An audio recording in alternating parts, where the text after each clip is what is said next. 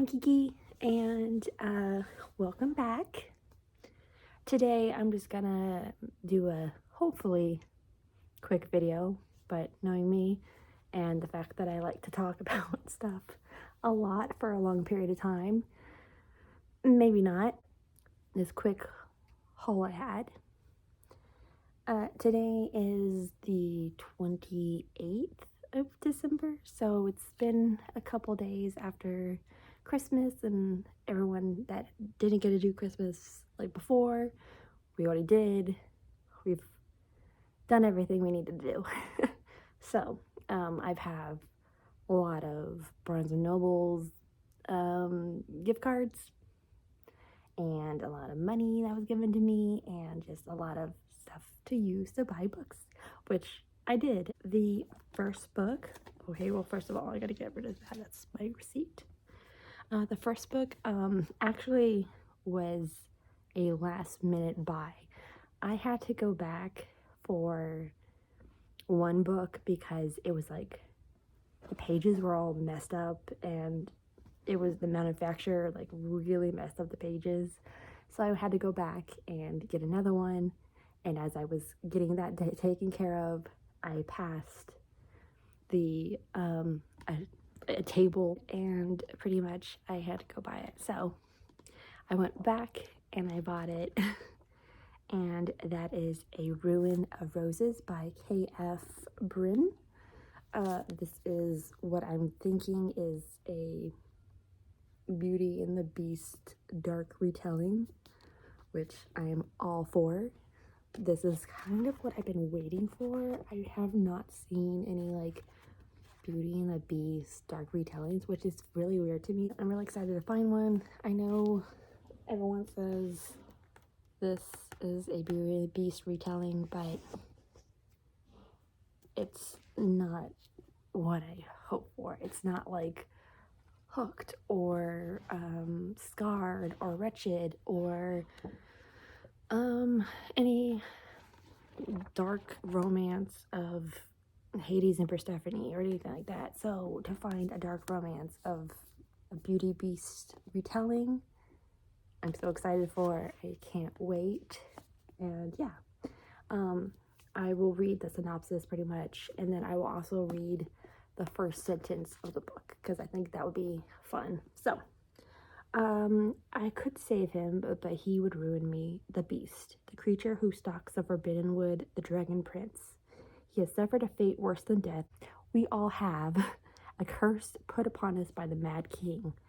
We are a kingdom looked in time, shifters unable to feed on our animals, stuck here and by a deal between the late king and a demon who seeks our destiny. Destruction, not destiny. Only one keeping the kingdom alive is Nifane, the gold prince to a stolen throne, the last dragon shifter. He's our hope, but he's my nightmare. When he catches me trespassing in the forbidden wood, he doesn't punish me with death as he's entitled. He takes me instead, forces me back to the castle as his prisoner, seeks to use me. Apparently I can save him. I can save the whole forgotten kingdom. Locked away in the demon king's power, but it would meant taming the monster beneath his skin. It would mean giving myself to him. It would mean my ruin. Oh, sounds so good. I love it. And also like a dragon king, so a little different. And then the first sentence, I'm going to pass the prologue. If you want to see the prologue, you have to buy the book. But the chapter 1 first sentence is, glowing golden eyes tote me out of sleep. I'm so excited for this. I'm so excited for this. The next one is actually the one that I had to take back because the manufactured pages were just like ruined. There was like some pages that were not the correct size from all the rest of the pages. It like stuck out, and then they folded it in so no one noticed it. But I checked my books and I saw it and I called them out on it. I was like, yeah, it looks like someone folded in the pages that were misshapen. And she didn't say anything about it, of course, because that would mean them having to acknowledge the fact that they fucked up. But I digress. Anyways, it is not a romance. It's actually a thriller. It's called Every Value Break by Peter Swanson. Peter Swanson? Is that a name of a Family Guy character? No, all I'm gonna see is like a fucking. If it's his name, I'm gonna like. That's all I'm gonna like imagine in my head is Peter Swanson from Family Guy writing these kind of books. Oh, I could have cracked on myself. Okay, anyways, Every Value Break. Abigail Baskin never thought she would fall in love with a millionaire. Then she met Bruce Lamb. He's a good guy, stable, level-headed, kind, and a refreshing change from the previous relationship. Right before the wedding, Abigail has a drunken one-night stand on her bachelorette weekend. She puts the incident in the sexy guy who wouldn't give her his real name out of her mind, and now believes she wants to be with Bruce for the rest of her life. Their honeymoon on a luxury, secluded island will be the beginning of their blissful lives together. Then the mysterious stranger suddenly appears, and Abigail's future happiness is turned upside down. He insists that the passionate night was the beginning of something more, and he's tracked her down to prove it. Does she tell Bruce and ruin their honeymoon and possibly their marriage, or should she handle the psychopathic stalker on her own? To make the situation worse, strange things begin to happen in the resort, and no one seems to believe anything is amiss, including her perfect new husband. Also, there's Peter Swanson. He doesn't look like the guy from Family Guy, at least. But the first chapter, the first sentence is, she first spotted him at Bobby's Cafe shop on 22nd Street. There you go. I don't know. I feel like that's a good sentence to start a mystery suspense book, but that's just me.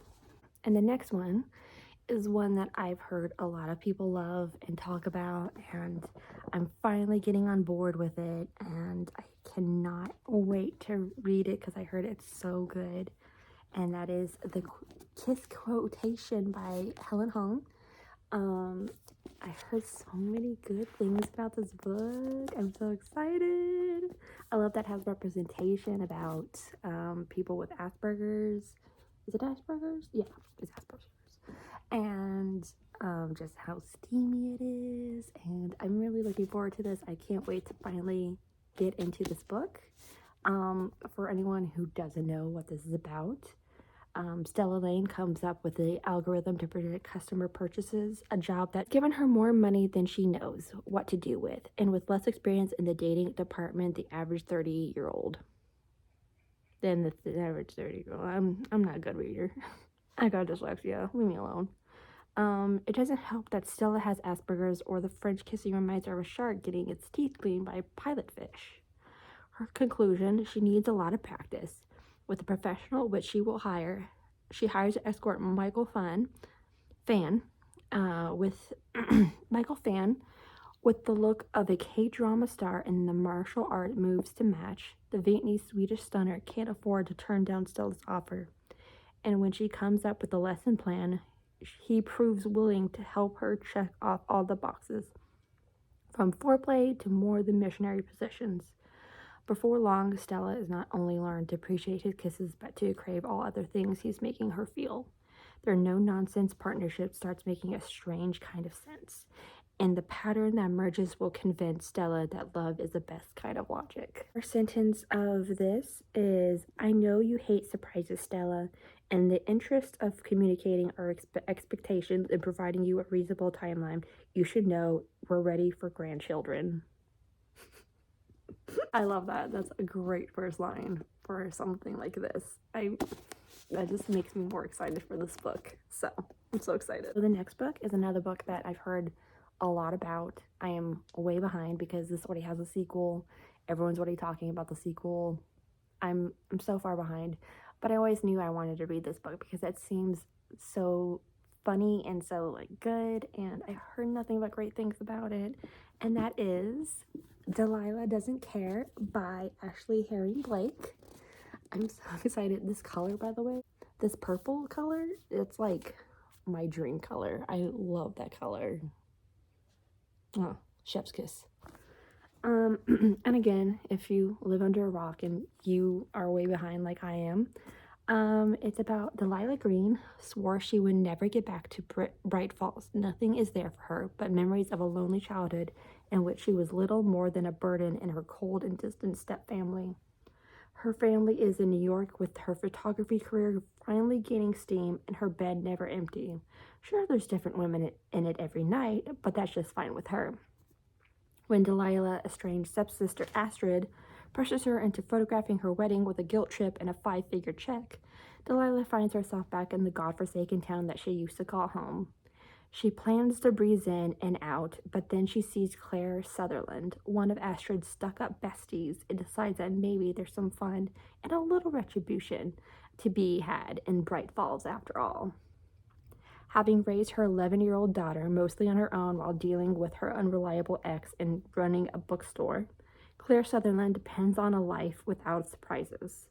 And Delilah Green is an unwelcome surprise at first. Though they've known each other for years, they don't really know each other. So Claire is unsettled when Delilah figures out exactly what buttons to push. When they're forced together during the gauntlet of wedding preparations, including a plot to save Astrid from her horrible fiancé, Claire isn't sure what she has the strength to resist Delilah's charms. Even worse, she's starting to think she doesn't want to. In the first sentence of this is, Delilah's eyes flipped open in the buzz on the nightstand. That was it. She wakes up. That's it. That's all we get. But I'm excited. This is going to be a good book. I can already feel it. Just by reading the synopsis, I am 100% in. Last but not least,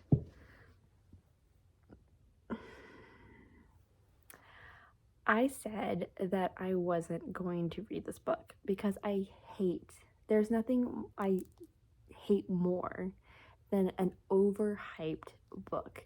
When there's too many people who talk about it and just like rave about it and obsess over it, it becomes like, yeah, for me. Like a 10-foot pole, not in your lifetime for me.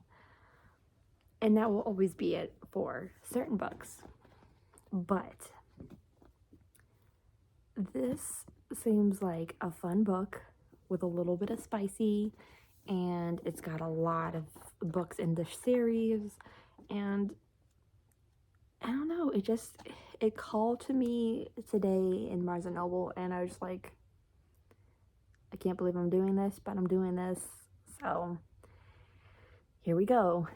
And that is the first Addicted to You, or the Calloway Sisters series, Addicted to You by Christy and Becca Ritchie. Yeah, we'll see. A lot of people talk about this. I've heard a lot of YouTubers talk about this, booktubers talk about this, and this seems to be a favorite for so many of them. Like, when they talk about their all-time favorite books or their all-time favorite book series, I can't begin to tell you how many times the Calloway Sister series is in it. Is that what it's called? The Calloway Sisters? I think it's what it's called. That's what I'm calling it. Fuck it. And I don't know, it was right there.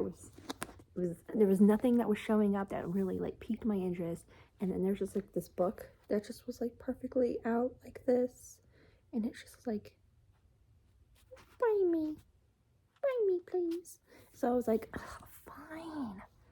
So Addicted to You, I'm gonna try the series, and by trying the series I mean I'm gonna try the first book, and if I like the first book, then maybe the second book, and then so on and so far.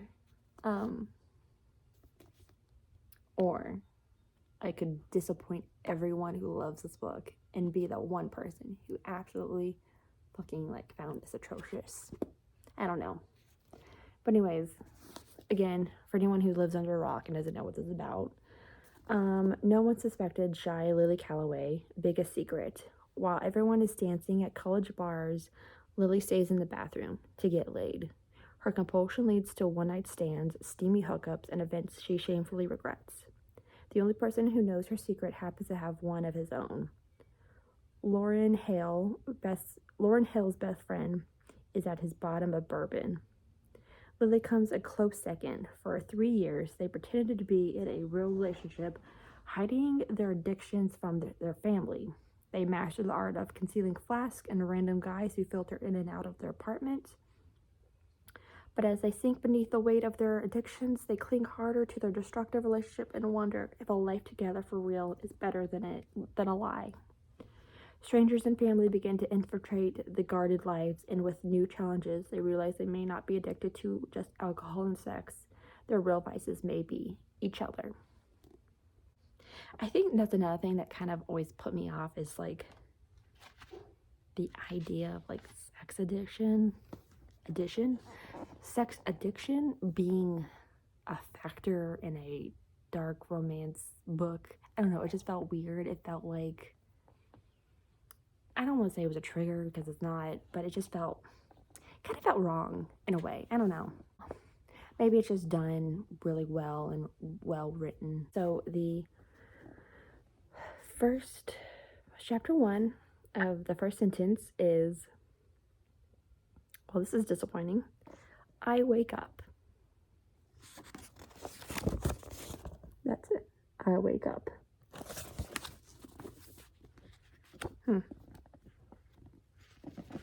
I wake up. Is that foreshadowing that the first sentence is anticlimactic? We'll see. Yeah, that is my tiny little haul that I have. I hope this wasn't too long, but there you go, all together. I'm very excited. This is gonna go in my random TBR shelf down here. I have a little TBR jar that literally says TBR jar, and little pieces of paper will go in here, and it will be a random pick, or it could actually be something that I could be doing for a readathon, and it just works out like that. So we'll see. But if you're excited for any of these books, let me know. Comment down below. Tell me which ones you're looking forward to me reading, and yeah, we'll see. We'll see how we like about any of these, and hopefully it doesn't go badly. Okay. Bye.